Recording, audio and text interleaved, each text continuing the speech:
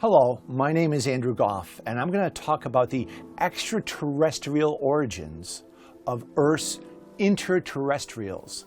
Along the way, I'm going to talk about the secrets of the Knights Templar and the inner Earth. The Earth is over 4.5 billion years old. How arrogant of us to think that we could be its only civilized inhabitants. We're going to talk about evidence for other civilized inhabitants. And we're going to start with talking about the inner Earth and some of the legends of the inner Earth, specifically the legends of the green people. Going to kick off with the story of St. Martin's Land. Everyone knows where Cambridge, England is. And in that vicinity, we have a place called Woolpit, where in the 12th century, two children emerged in the middle of nowhere. They're green. They're dressed funny. They can't speak English, of course, and they can't eat human food. It turns out they're from a place in the inner Earth. And the boy dies of malnutrition. He can't adjust to the new world. The girl, well, she adjusts and lives a pretty normal life and learns English and is able to recount exactly what has happened. And the whole thing is chronicled by what is, in effect, the blogger of the day who interviews the girl. And she talks about the fact that we're inhabitants of St. Martin's Land, which is regarded with peculiar veneration in the country which gave us birth. So it's a special place in the inner Earth. She says she doesn't really know how they got to the surface, but they were tending their flock and they heard the church bells of Bury St. Edmunds. And before they knew it, they were in our world. The interview goes on and she talks about the fact that it's a really dim world. It's kind of like our pre-dawn or dusk kind of sunlight, but off in the distance there's a different land that's more luminous. It has its own sun. So just amazing stuff, and it got me thinking, well, who else do we know of that was green-skinned? Well, Osiris was green-skinned, right? What was his title? God of the underworld, and he's green. We have the Green Knight. For whatever reason, the Green Knight is portrayed as green-skinned. I've visited the original manuscript in the British Library. It's fascinating. And this guy had party tricks, like he was decapitated, but to put his head back on. Something just really magical about the Green Knight. And the devil, in its original incarnation, was green. Then we have the Green Man. Again, is this all sort of reminiscent of people who are from the inner Earth and they don't get natural sunlight, so their skin is green? Then we have the story of the Vikings in Greenland. And they appear and they create this incredible colony and they're thriving until they're not. And all of a sudden they're gone. And the Eskimos, the local people, have a legend that they went north and descended into the everlasting world of the inner Earth. So when we look at legends of the inner Earth, we have to talk about Aratgatha because it's sort of the biggie, if you will. And it's interesting because if we look at this La Coruna map, which is a map that encompasses one that was given to Francis Drake by the alchemist John Dee, and is supposed to depict an area of Spain. But my research colleague and friend Brenda has decoded the fact that it actually portrays St. Martin's Land platform, as you can see, in Oak Island. So very, very interesting that there's a reference to St. Martin's Land. Now, Aratgatha is St. Martin's Land all around the world. There's many different areas beneath the earth that are inhabited. And Jules Verne, makes this concept really famous with his, best-selling book. And this guy was an initiate, Jules Verne, right? So Journey to the Center of the Earth talks about a team that enters the Earth and exits it through another volcano. And while they're there, they see incredible things, including a mammoth. Hold that thought. We'll come back to the mammoth a little bit later. We have this incredible Edward Buller Lytton quote of the pen is mightier than the sword, but he writes this book called The Coming Race, which is fascinating. It's about these miners who see some luminous light in the bottom of their mine, and they investigate it, and they fall through a shaft, and they're in another world that's really idealistic. Actually, this work inspired Hitler's Mein Kampf, this sort of perfect Aryan race. A very, very interesting piece of work. And we have a picture here of this virile technology. He talks about this virile technology that existed in this inner Earth. I experienced virile technology, or at least I think I did when I was in the Philippines, and I had a healer perform healing on me by opening up my body with just his fingers. Virile technology used for aggressive military purposes or for healing appears to be a real thing, and that's what Edward Buller Lytton was also talking about. But we have Alexander St. Ives, and he is so important because he writes a book about Aragatha based upon what an initiate told him, initiate from Aragatha. So he writes this book, and it's really interesting. He says, the secret world will be accessible for all of mankind when Christianity lives up to the commandments which were once drafted by Moses and God, and when we have the right kind of government, that these secrets will be revealed.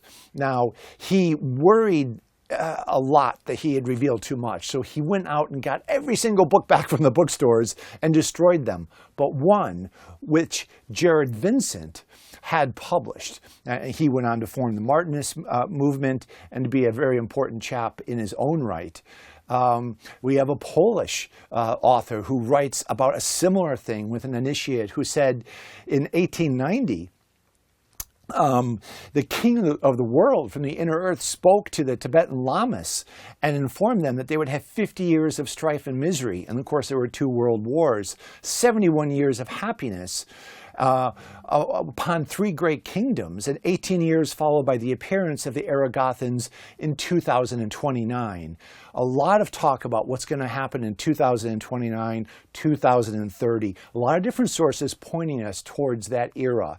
And so, again, the work of all 3 of these men really influenced the Nazis and a lot of others that followed. There's many pieces of literature that talk about the inner earth, and the Smoky God is one, and it's the adventures of 2 Nordic men, a father and a son. They get lost in a storm. They end up in the inner earth. There's giants, there's vehicles, there's all sorts of things that defy, any technology that we could possibly have in our world. Eventually, they want to escape. They want to get out of there. It's not their world. The father dies, the son lives to tell the tale, and when he tells the tale, they're like, "You're nuts." Into an insane asylum you go for the rest of your life. The hollow earth, there's stories about it in every single country on the planet. Everyone's got a story about the hollow earth. It goes on and on, details, and they're not similar to each other. They're all different. They're all unique, but perhaps the most famous of all is Shangri-La. We all know about Shambhala, Shangri-La, and what's so interesting is the Dalai Lama is the terrestrial representative of the leaders in Shangri-La, in Shambhala. And in 1985, he said, and I'll read this to you because it's very interesting. This is the Dalai Lama. Although those with special affiliation may actually be able to go there through their karmic connection, nevertheless, it is not a physical place that we can actually find. We can only say that it is a pure land in the human realm. And unless one has the merit and actual karmic association, one cannot actually arrive there. So you have to be of the heritage of the inner earth in order to go there. If you're not going to be allowed to pass through. Someone who did pass through is perhaps the highest medaled individual in U.S. military history, Admiral Richard Byrd. And just look at his CV of projects and initiatives that he has managed. Absolutely incredible. But we're going to focus a little bit on the Antarctic expedition called Operation Highjump. So does this look like a man who's going to make things up, who's going to fabricate, who's going to actually just, wax on about things because he wants to hear himself talking? No, not at all. This guy is dead serious. He kept a diary because he's a smart cookie. At this point in his life, he knows that he might see some, interesting things. So in his diary in 1947, I must write this diary in obscurity, he says. 3 hours after a 6 a.m. takeoff, the instruments are starting to perform strangely. But then down in the valley, below, something is definitely wrong. There's a green valley below, and he's in the Arctic Circle, and Antarctica, and there's a green valley. What's going on? Then he spots a mammoth. Remember Jules Verne, Journey to the Center of the Earth? There was a mammoth. He sees a mammoth. What's a mammoth doing? And ahead, he spots planes with swastikas on them flying along his. And you can imagine the guy is quite freaked out at this point. And he sees a city made of crystals off in the distance, rose-colored, emanating from the walls. So he lands, the planes land him on his behalf, and he meets the master of the domain who calls the flying machines Flora Guards and how they were fired upon in the war in 1945. He goes on to say, the master says that we see at a great distance the word stirring from the ruins of your race, seeking its lost and legendary treasures. Seeking its lost and legendary treasures. And they will be here, my son, safe in our keeping. So another piece of information is say that across the globe, there are treasures which are kept and preserved of previous races. And when ours is in ruin and we need the help, the history of arts and sciences will be bestowed upon us because they've been saved. The master adds, when the time arrives, we'll come forward to help you. So Byrd has this amazing experience. He's back in Chile. He's interviewed by a newspaper, and he says some incredible things, and he gets in a lot of trouble. He says the U.S. is under threat now from crafts from both poles, and that was that. He was never allowed to speak to the press again. They kind of quieted him. But in his last trip, Operation Deep Freeze, the last entry in his diary, I have seen that land beyond the pole, that center of the great unknown. He's talking about the inner earth. And what he described in his diary is what many have described is all of a sudden you arrive and everything is different. It's not as though you're in a plane, you see there's a hole in the ground that's 100 miles wide, let's fly the plane in there. No, it's a very gradual thing. The stars change, everything changes, and before you know it, you're in a different world. The Nazis knew about the hollow earth. They wrote about it. They had instructions and directions about how to find it. If you're in a submarine or a U-boat, this is how you find it. You go this deep, you turn left, you turn right, and they wrote letters saying, we're not coming back. This is a much better world. And these places, the poles, are places of really peculiar artifacts, elongated skulls. And here you can see in the lower right and and above images, and you can Google these orientations. You'll find this spacecraft, which is exactly what you see in the X-Files movie. It's just too weird. You couldn't make it up. And the final days, if not the final day of his administration, you have the Secretary of State visiting Antarctica. Now, Antarctica, think about how world nations get on. They don't, right? They hate each other. They fight and argue all the time. The only one thing they all agree is you can't go to Antarctica. No way, off limits. So there's John Kerry there. And it's a strange place. I mean, WikiLeaks has provided photos. It's just a very peculiar part of the world. So great, there's some stories about people who have been to the inner earth. Fantastic. That sounds like nonsense. What do the scientists have to say? Well, we start with Edmund Halley. They named a comet after him, right? So he's pretty credible. And he said he envisioned that there is an inner earth and the region as having an atmosphere and being luminous, and wait for it, possibly inhabited. And he believed that escaping gas from the inner Earth caused the aurora borealis. A plausible explanation. Euler takes it a step further and added the element of an inner sun. And then we have Frederick Gauss, who works out all kinds of mathematical theories, and he theorized that Earth's histories can be explained by the Earth being a hollow planet. Wait for it, with access at the poles. Here's some images of access at the poles, and we'll see some more of that. But John Cleve Symes says, okay, well, I'm going to go. I'm going to go based upon all this research, and I'm going to try and find what you guys are talking about. And, he does. And he finds, some incredible stuff, and he documents it quite thoroughly. And this voyage of discovery in 1870, they reach a point where the sky inverts and the stars have changed, and now they're in the center of the Earth. And just like Byrd, it's a gradual process. You don't turn the corner, then you start seeing all this weird stuff. You're descending into the inner Earth without knowing that you are. Cyrus Reed Teed takes it a further still, and I really like this notion. If the Earth has an inner Earth, Reed says, guess what? We are not on the outside. This is not the outside that the humans live on. We're part of the inner Earth, just a different layer of it. And research Google firmament. Every ancient culture on the planet talks about this body of water that's above us. The goddess Nut in Egypt represented it. We are enclosed. We cannot leave. We are part of the inner Earth. That's what Reed Teed said, and I think it's a very interesting proposition. So let's look at what the images that of NASA and all the rest have shown us before they started to redact them. Well, here's NASA showing an image of the North Pole. Come on, look at that gaping hole. This is just what the scientists said. Today it's all redacted with this white nondescript stuff, but here's some images of the North Pole again before they were redacted. And just look at that, right? Okay, so maybe it's just NASA who's doing this. But here's ESA, a European organization. Look at the big gaping hole at the pole. Look at that. They think we're not going to notice.